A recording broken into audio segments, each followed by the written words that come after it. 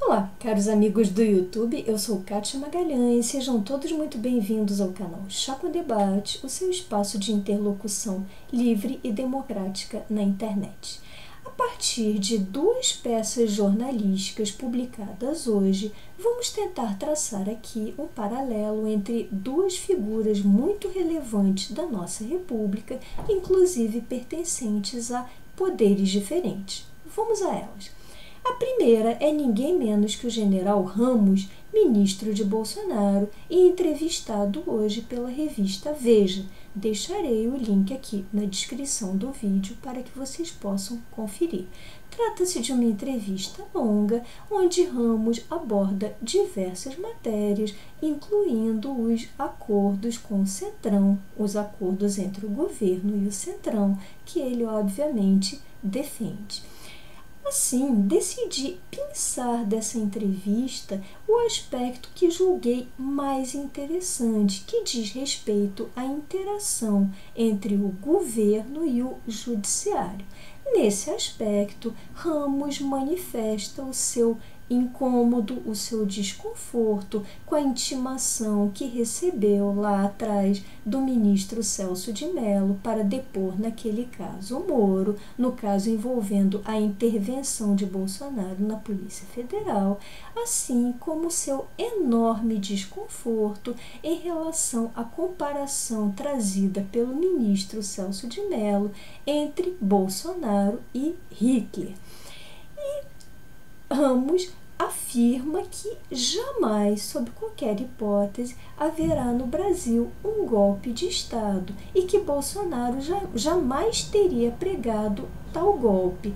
Contudo, o lado de lá, nas palavras do general Ramos, o lado de lá não deve esticar a corda. Observamos já a partir dessa primeira frase aqui que vamos analisar que a questão do golpe de Estado, ou seja, de uma inexistência de um golpe de Estado, parece estar condicionada ao fato de que o suposto outro lado, não muito bem identificado, não estique a corda.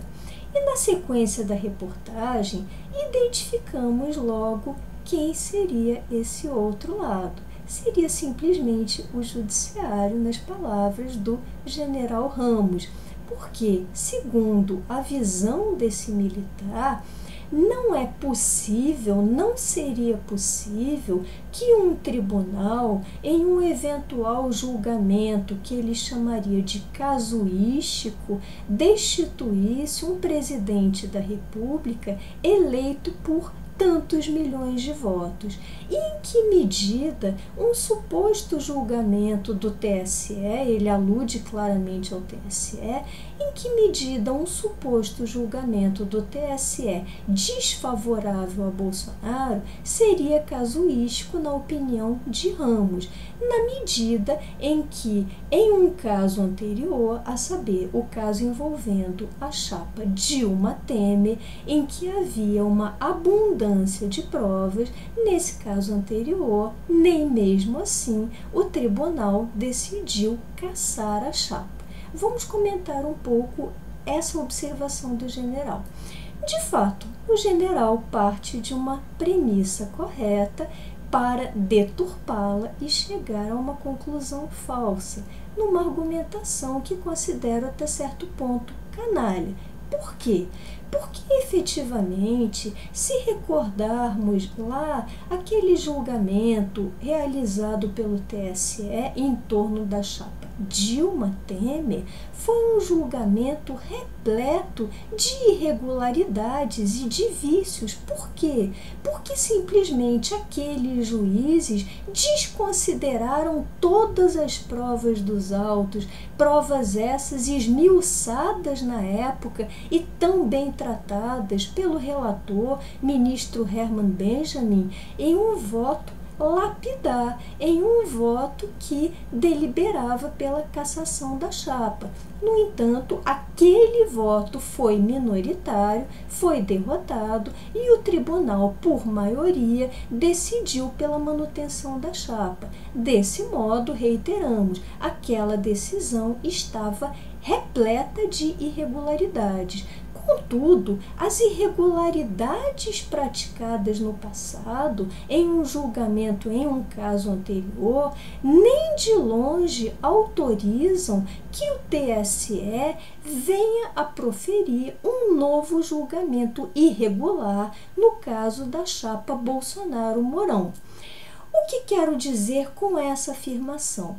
Vejam se vocês me entendem. Quero dizer aqui que se houver provas, e a toda evidência devem haver, sobretudo as provas do senhor Paulo Marinho, ao que tudo indica, que demonstrariam uma possível postergação na deflagração da Operação Furna da Onça para depois do segundo turno, de modo a beneficiar o então candidato Jair Bolsonaro. Se de fato essas provas forem produzidas, o tribunal não estará autorizado a mais uma vez desconsiderar, negligenciar as provas e absolver a chapa de modo algum. Ele terá de se prender às evidências produzidas nos autos e condenar a chapa, ou seja, cassar essa chapa. Uma irregularidade praticada no passado nem de longe autoriza a realização da mesma irregularidade, a produção dos mesmos vícios, até porque o TSE, diferente de outros tribunais, é um tribunal itinerante, é um tribunal que é composto por juízes que lá permanecem por um determinado período e em seguida a composição sofre rodízios.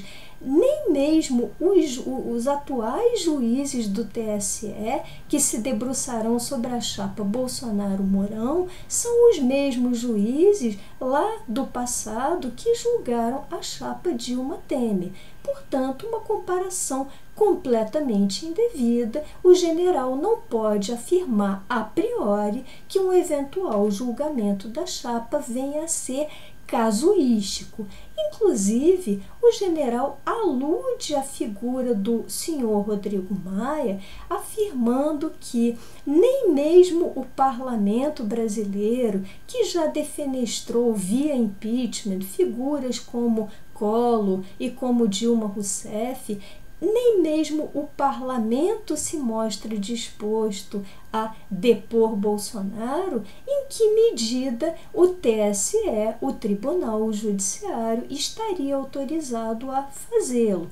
Mais uma vez, Ramos incorre num raciocínio confuso, num raciocínio bastante irregular, pois confunde processos completamente diferentes. Por um lado, como já explicamos aqui bastante no canal, por um lado temos o processo de impeachment, que é um processo jurídico-político que tramita no Congresso, no Parlamento, e por outro lado temos os processos de cassação de chapa, que são processos de viés mais técnico e que analisam a regularidade daquela chapa, da própria realização da eleição daquelas pessoas. Portanto, nenhuma razão assiste a Ramos, que se vê completamente perdido nesse mar de argumentos infundados, nesse mar de especulações. Aliás, o general Ramos sequer, a meu ver, poderia se manifestar sobre um outro poder da República, sobre o poder judiciário, porque antes de ser membro do governo Bolsonaro, não esqueçamos que ele é um militar de carreira e, como tal, jura perante a Constituição defender, assegurar os outros poderes da República, como dispõe o artigo 142, esse mesmo que o presidente ao qual ele serve adora alardear, mas que o general, ao se manifestar sobre um outro poder, descumpre.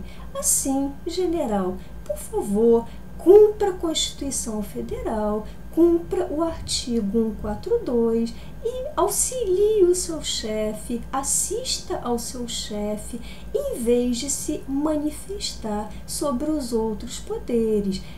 Função esta que não é sua, à luz do próprio artigo 142.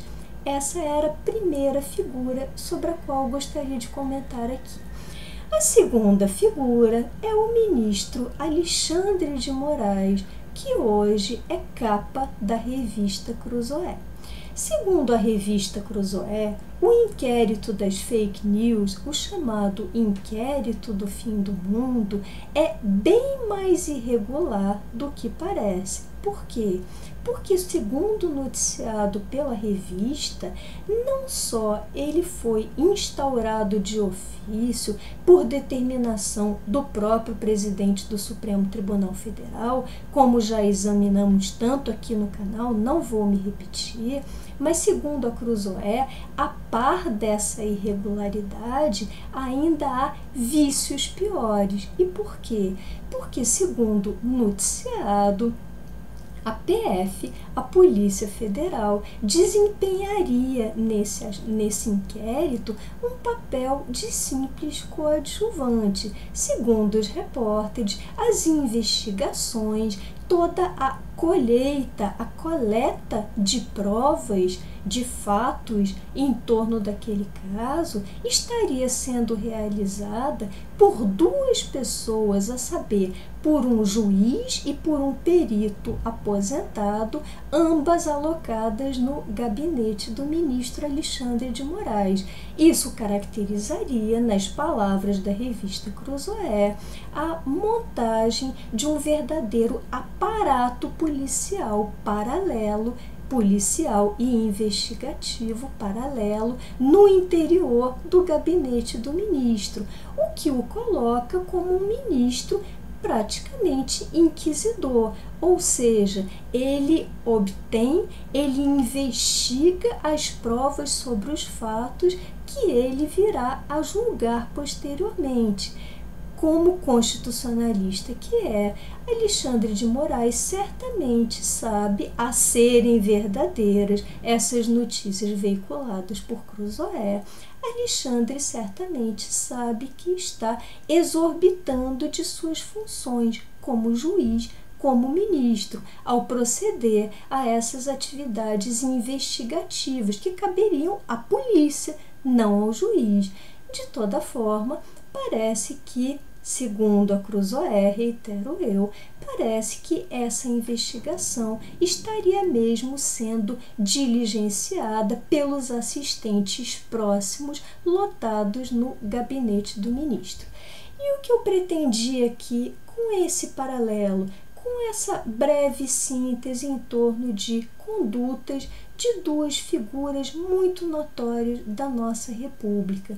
Comentar aqui com vocês a enorme fragilidade, a enorme vulnerabilidade da nossa democracia, capitaneada por pessoas que não parecem dispostas a seguir normas, a seguir leis, a seguir dispositivos constitucionais, mas sim que se deixam orientar pela simples lei do seu desejo.